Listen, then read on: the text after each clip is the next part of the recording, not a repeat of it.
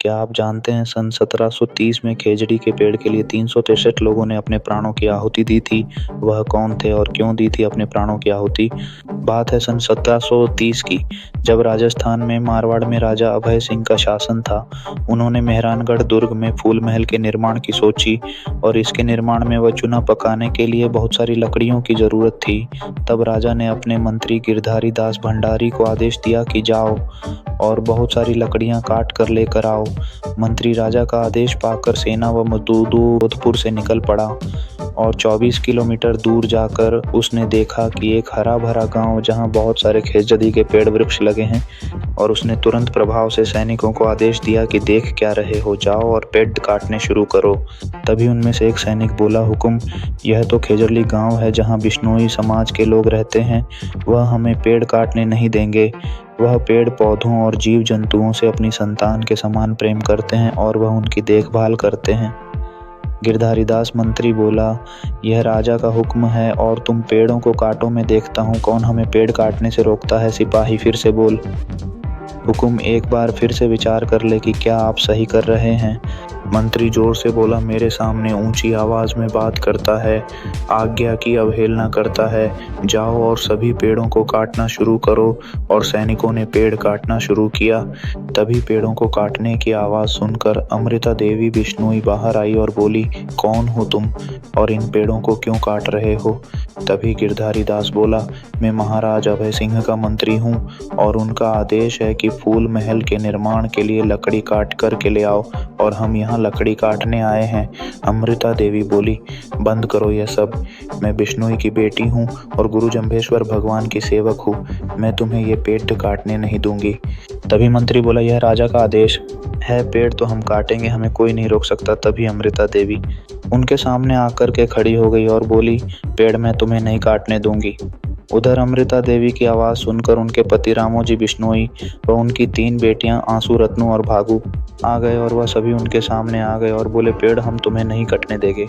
तभी उनमें से एक सिपाही बोला, हुकुम, हमने तो आपको पहले ही बोला था कि यह बिश्नोइयों का गांव और इलाका है।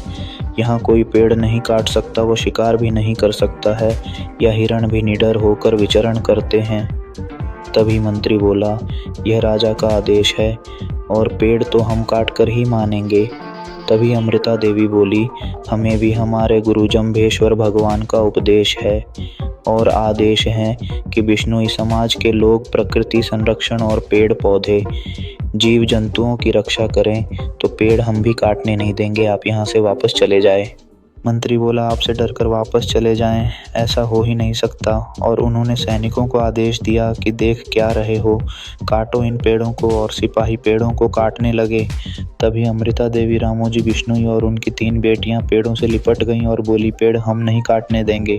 मंत्री बोला है, हट जाओ यहाँ से, वरना हम पेड़ों के साथ साथ आपको भी काट देंगे। तभी अमृता देवी बोली, सिर साटे रुख रहे तो भी सस्तो जान, यानी एक पेड़ के बदले हमारा सर भी कट जाए तो भी हमारे लिए यह सस्ता सौदा होगा। और पेड़ों से लिपटी रही। तभी आसपास के अन्य बिश्नोई भाई बंधु आकर भी पेड़ों से लिपट गई। गिरधारी दास ने आदेश दिया के साथ साथ इनको भी काट दो।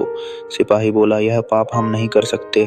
गिरधारी दास ने क्रोधित होते हुए कहा कि नहीं कटते तो तुम्हें भी काट दिया जाएगा। राजा की अवहेलना कर रहे हो। तभी एक एक करके उस खेजड़ी गांव पूरे आसपास के 363 बिश्नोई महिला पुरुष व बच्चों ने अपने प्राणों की आहुति। फिर एक सिपाही ने अपनी तलवार डालते हुए कहा, अब हम यह पाप नहीं कर सकते। गिरधारी दास ने कहा, इसे गिरफ्तार कर जेल में डाल दो। तभी बाकी सिपाहियों ने भी हथियार डाल दिए और पेड़ों को काटने से मना कर दिया। अंत में थक हार कर गिरधारी दास वापस जोधपुर की ओर रवाना हुआ तथा जब वह मेहरानगढ़ दुर्ग में राजा के पास पहुंचा और राजा अभय सिंह ने सारी घटना का विवरण सुना तो वह बहुत ही शर्मिंदा हुए और गिरधारी दास को जेल में डाल दिया तथा स्वयं खेजड़ी गांव जाकर बाकी बिश्नोई समुदाय के लोगों से माफ़ी मांगी और आदेश जारी किया कि आगे से बिश्नोई गांव के आसपास में तो कोई पेड़ नहीं कटेगा और न ही कोई शिकार करेगा। तो आज भी कोई व्यक्ति पेड़ पौधों को काटना व शिकार के लिए बिश्नोई समुदाय के क्षेत्र में जाने से डरता है तथा अमृता देवी बिश्नोई के नाम पर भारत सरकार द्वारा पर्यावरण संरक्षण के लिए सबसे बड़ा पुरस्कार दिया जाता है।